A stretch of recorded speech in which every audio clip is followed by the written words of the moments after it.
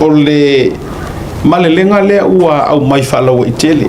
ina ua pasie ina ma io ina le fionga le au mamalu le malo tuto tasio samo ia tau la tu se fautuanga a le cabinet ina ia fa mau fa ilonga ina le toe mafai ona faia oni ngā luenga te tele constructions work I aso sa olea ngā runga pa o kikele e pa o ai masing o lea la e te leai le fesasi ai ona oni fa interpretation na nisi e ofo I le tuangai a mai sau fina ngā roa o lea tonu le fa tautunga lea a o lea kaungungumi e o ala isi fa pe masole se pe wa ala aglau wa ye tanga taua o fa pe me se pe wa tu mate fo ilo sunga le pan mian me lea pe kau le fkau a le pi fa tautunga le malelenga ma upo le malelenga wana o ngā ruenga te tele construction ingo fausio ingo o faresa o farekekele o awala suanga o kele ye kaya samo wala ngai le kai ngai samo kai mi la kamai ngo samo sa lo ngan mele pa o mga nga pa o la sa ya ba si fo masi ya pa o la fianga nga fo ngal malo awala wa fa ngai fo masi ngal malo ya ai lo se me kere nga me ai ke longa o karfia ngai ia fina ngaro malo inga ia ka fia me ia wa ia o si me la kala ka mai fa sa so le ale pa o yo o masingi ma me kere fo fa nga o konga ele wa konga e mele fa sa fo inga ngara sa ele ia se fa fikau dia konga la ko ia ila mai kamera wa ila le la kala fa lo fo ia mo ngaro file mu ia mga mia ainga me fa penga ai le wala fo langa nga pisa ka la ka ngo me vonga ngo pu musika le ki le pasi me fa penga si o ka ko e aka fa ko sa me pa o kele ia o ko me ki a fi fo me nga ka fa nga ele le fa ko o la ka vale mo la pasi ia me so ko pulanga e ko sa manga me ele ko fa sa malo nga me a ko fo nga me ia la o fo e fa sa malo a me le ko fo Ole si va nga ole mengo le mal nga fa mo le a misa si to mai la vai lunga tom fai tau fai tau watu le nga ele nga tala ile a ole bo fata o to mai ai le asolulu fai mo o vai aso te tasi mo le tau sanga atoa e fai maso a na pongi le o to ina mai lunga le na e fai maso a na pongi mo ai ata al malo yo makanga ngo malo mana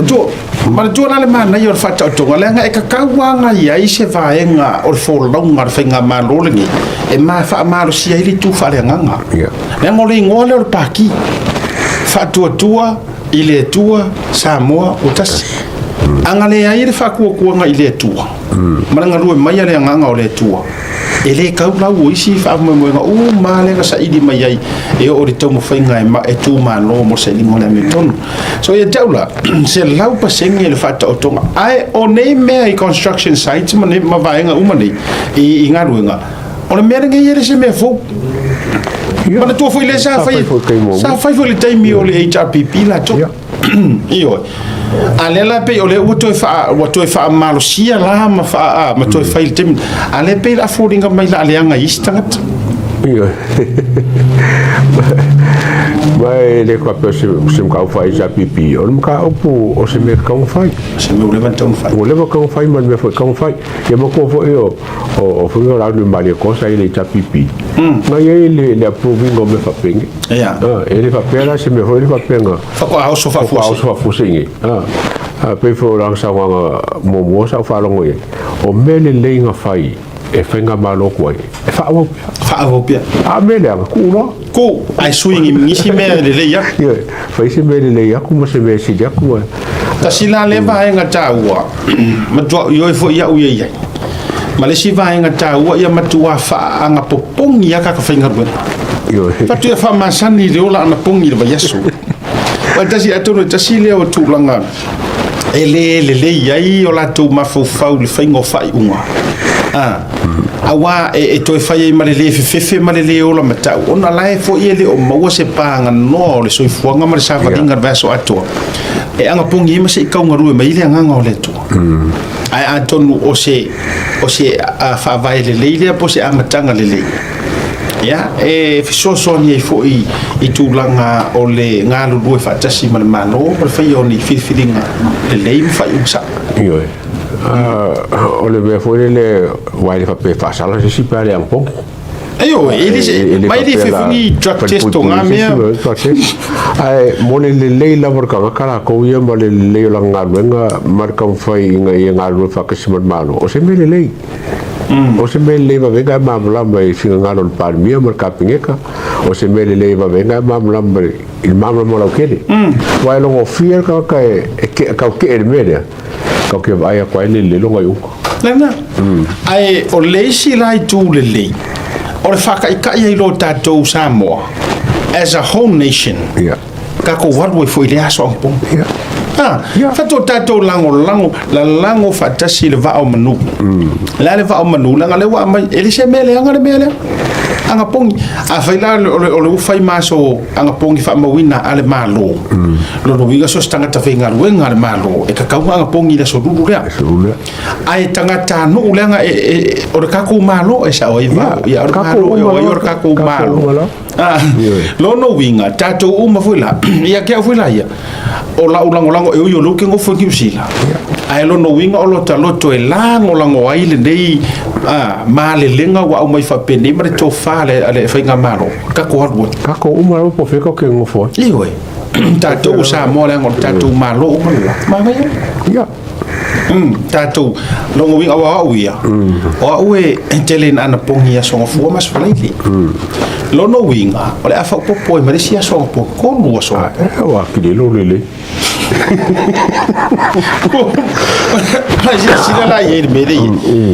la so la ko la so nga po aso nga fu aso ru sfali ya e dice me ka ki fefe po le o masani lo la nga pongi ma le ola tata ya ai eta u ai fa masani e fo boelea ole a mo kwa e faki wa nga e complain e ke complain ona e ma fu mai le masani le ola nga pongi no tata se la wa e lora nga la pu e lo ngai ku fa le nga ke de ai fo ku fa kingo o fa o nge lo kingo fo le nga ia inga ko fen ko o ko fa marusia ia lo kingo me ai e ke fen ga de ku ko so me nga fa in kia muska e fi e si la va nga e fa yo le ku fa le ala nga fa yo o health so ka wo ke ma tu le fa to o mo me ma to va so last week le no te pisa to ila ma so la to al verso le te an pongi ma pre meetings for the talo te se ma to kalesia ta sia la le fi bona lose weight kasi dia vai ngale le e ke kaure sa va ya anga pongi ai fa paring ya ngi fa ya pongi vo yero fi o ke isi ko fast food waso e si ka nga tempting nga fast food waso ka do ki fa va bale so fa tai le fa nga malo e na o to e fa ma pu mai le nei vai nga tawa au ngi ko fa walang o ka ko sa mo mana tu mai fo yo fo si no le fale fo le malo ma fale tai I molinu le na ma fu ai ona to e suia mai le HPP vai nga le o fo la wa va ko kon kala ke sa inga no lo ka ko lo ai usu ka manga ku ringor chaki paka ku oi me e o fa ngor fa mai mo ko ku ba me o ma fa pena le na sa wo lo ma fa salia e le to e nga lu due au ka ko ai sa mo so se sa mo ai si vanga nga ile sa mo fo ile wo mai ai ro ko fa fi poko ngi kai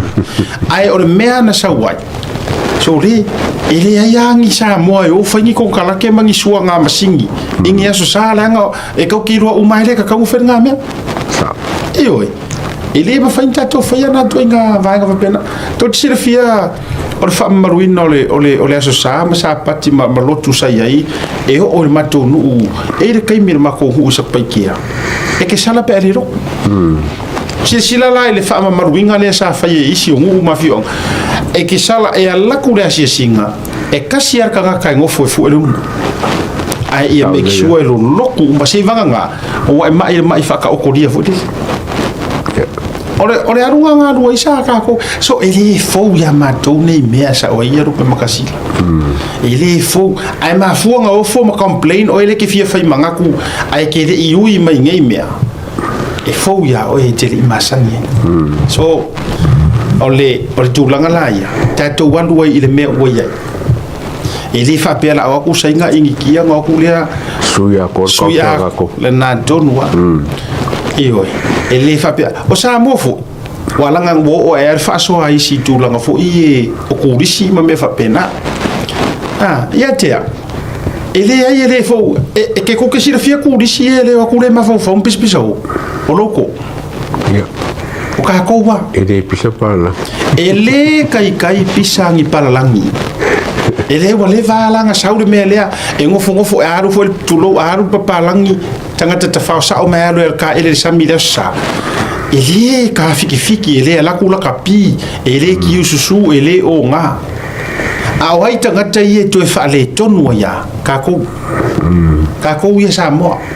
ioi po floko ma sa mo fo ye malanga ku ko fa o tangata lana e te tonu fa u e fu au ai le se me la sa ki ai fu